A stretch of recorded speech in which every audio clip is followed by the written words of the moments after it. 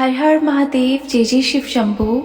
आज हम महाशिव पुराण का अध्याय 7 पढ़ने जा रहे हैं, जिसमें हम पढ़ेंगे श्रोताओं द्वारा पालन किए जाने वाले नियम। सूत जी बोले, शौनिक, शिव पुराण सुनने का व्रत लेने वाले पुरुषों के लिए जो नियम है उन्हें भक्ति पूर्वक सुनो। शिव पुराण की पुण्यमय कथा नियम पूर्वक सुनने से बिना किसी विघ्न बाधा के उत्तम फल की प्राप्ति होती है। दीक्षा रहित मनुष्यों को कथा सुनने का अधिकार नहीं है। पहले व्रता से दीक्षा ग्रहण करनी चाहिए। नियम पूर्वक कथा सुनने वाले मनुष्य को ब्रह्मचार्य का अच्छी तरह से पालन करना चाहिए। उसे भूमि पर सोना चाहिए, पत्तल में खाना चाहिए तथा कथा समाप्त होने पर ही अन्न ग्रहण करना चाहिए। समस्त मनुष्यों को शुद्ध भाव से शिव पुराण की कथा की समाप्ति तक उपवास रखना चाहिए और एक ही बार भोजन करना। गरिष्ठ अन्न, दाल, चना, अन्न, मसूर तथा बासी अन्न नहीं खाना चाहिए। जिसने कथा का व्रत ले रखा हो उसे प्याज, लहसुन, हींग, गाजर, मादक वस्तुएं तथा आमिष कही जाने वाली वस्तुओं का त्याग करना चाहिए। ऐसा मनुष्य प्रतिदिन सत्य, दया, मौन, सरलता, विनय तथा हार्दिक उदारता आदि सद्गुणों को अपनाए तथा साधु संतों की निंदा को त्याग कर नियम पूर्वक कथा सुने। काम मनुष्य इस कथा के प्रभाव से अपनी अभीष्ट कामना प्राप्ति करता है और निष्काम मोक्ष को प्राप्त करता है। सभी स्त्री पुरुषों को विधि विधान से शिव पुराण की उत्तम कथा को सुनना चाहिए। शिव पुराण की समाप्ति पर श्रोताओं को भक्ति पूर्वक भगवान शिव की पूजा करनी चाहिए और पुराण पुस्तक की भी पूजा करनी चाहिए तथा इसके पश्चात विधि पूर्वक व्रता का भी पूजन करना चाहिए। पुस्तक को रखने के लिए नया और सुंदर बस्ता बनाएं।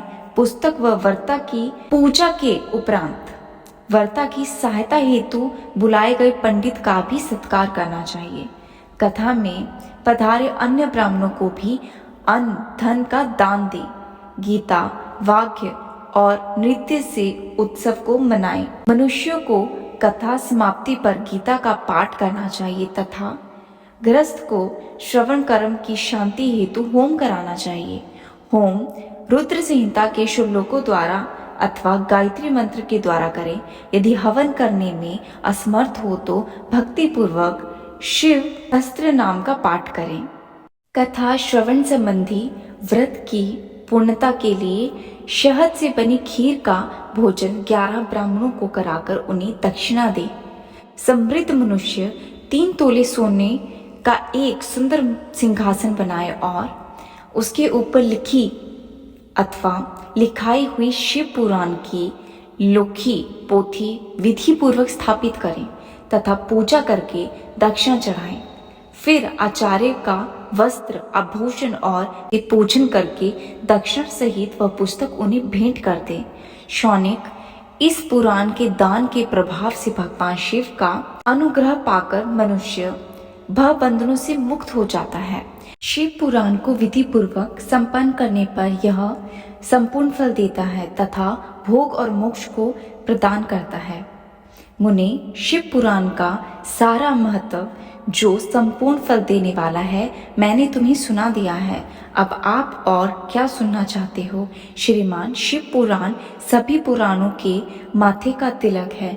जो मनुष्य सदा भगवान शिव को ध्यान करते हैं उनकी वाणी शिव के गुणों की स्तुति करती है और उनके दोनों कान उनकी कथा सुनते हैं। उनका जीवन सफल हो जाता है। वे संसार सागर से पार हो जाते हैं। ऐसे लोग इस लोक और परलोक में भी सदा सुखी रहते हैं। भगवान शिव के सच्चिदानंदमयी स्वरूप का स्पर्श पाकर ही समस्त प्रकार के कष्टों का निवारण हो जाता है। उनकी महिमा जगत के बाहर और भीतर दोनों जगह विद्यमान है।